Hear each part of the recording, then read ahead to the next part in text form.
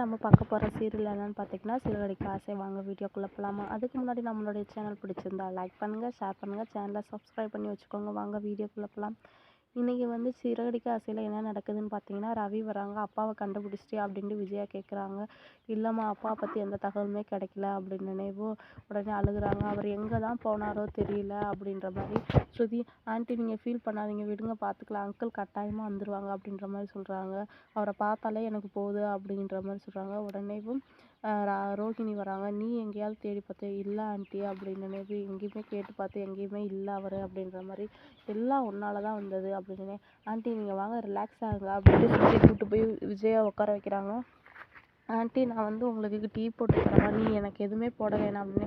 Aunty நீங்கள் ரொம்ப strain பண்ணாதீங்க, நீங்கள் போய் போட்டுட்டு வாங்க ரோஹிணி அப்படின்ட்டு ஸ்ருதி அனுப்பி வைக்கிறாங்க. உடனே ரோஹிணி வந்து என்ன பண்ணுறாங்க, மகேஷ்கிட்ட டேப்லெட், தூக்க மாத்திரை டேப்லெட் வாங்கிட்டு வந்து, ஆண்டி நம்ம வந்து முழிச்சிருந்தா தானே நம்மளை கொடுமைப்படுத்துகிறாங்க அப்படின்னு சொல்லிட்டு அந்த மாத்திரையை வந்து போட்டு டீ போட்டு கொடுத்துட்றாங்க. உடனே குடிக்கிறாங்க. உடனே கால் வருது மகேஷ்கிட்ட இருந்து. என்ன என்ன ரோஹிணி என்ன ரோஹிணி அந்த மாத்திரையை போட்டுட்டியா அப்படின்ட்டு கேட்குறாங்க. போட்டுட்டேன், நல்லா தூங்கிடுவாங்க அப்படின்னு. ஐயோ இல்லை, அது விட்டமின் டேபிள்ஸ்மா, நான் மாற்றி கொடுத்துட்டேன் அப்படின்னு. என்னடி சொல்கிற, இனிமேல் தான் அவங்க ரொம்ப ஆக்டிவாக இருக்க போகிறாங்க அப்படின்ற மாதிரி மகேஸ்வரி சொல்கிறாங்க. ஐயோ நான் இல்லை ரோஹிணி, 2 டேப்லெட் ஒரே மாதிரி இருந்தனால நான் மாற்றி கொடுத்துட்டேன், என்னை மன்னிச்சிரு அப்படின்னு. ஐயோ போன ரோஹிணி இங்கே வா, என்ன பண்ணுற அப்படின்னு போச்சு கூப்பிட்றாங்க. நல்லா ஸ்ட்ரென்த்தாக கூப்பிட்றாங்க அப்படின்னு நினைவு. என்ன பண்ணுறீங்க வா அப்படின்னு நினைவு. மனோஜ் வரான். நீ அப்பா பார்த்தியாடா அப்படின்னு நினைவு. இல்லைம்மா நான் பார்க்கல.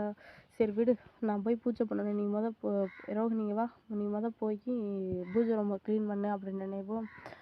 என்ன ஆண்டி நான் பூஜை பண்ண போகிறேன் அப்படின்னு நினைவும். சரிங்க ஆண்டிட்டு போய் பூஜை பண்ணுறாங்க. உடனே மீனாவையும் கூப்பிட்றாங்க. மீனா நீ போய் பூஜை ரூமில் கோலம் போடு அப்படின்னு நினைவு. சரிங்க சரிங்க அத்தா அப்படின்ட்டு மீனாவும் போயிடுறாங்க. நான் போய் பூஜை பண்ண போகிறேன் அப்படின்னு நினைவு.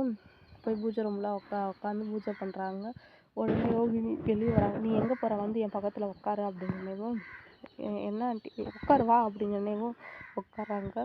ஜெய் மகா காளி அப்படின்னு நினைவும். ரோஹிணி ஒரு கொட்டுறாங்க.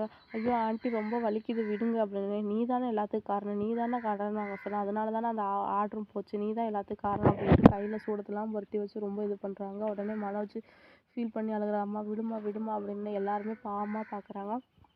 உடனே ரவியும் முத்து ஒரு பிளான் பண்ணி எனக்கு கால் பண்ணுறேன் அப்படின்னு சொல்லி, அப்பா நாளைக்கு வந்துடுவாராம்மா அப்படின்னு. ஆமாம் நான் பண்ண பூஜைனால தான் அப்பா வந்துட்டார், நாளைக்கு வரட்டும் அப்படின்னு இப்படின்ட்டு பேசிட்டு போகிறாங்க. மறுநாள் காலையில் ஆகுது. எங்கடா அப்பாவை காணோம் அப்படின்றாங்க.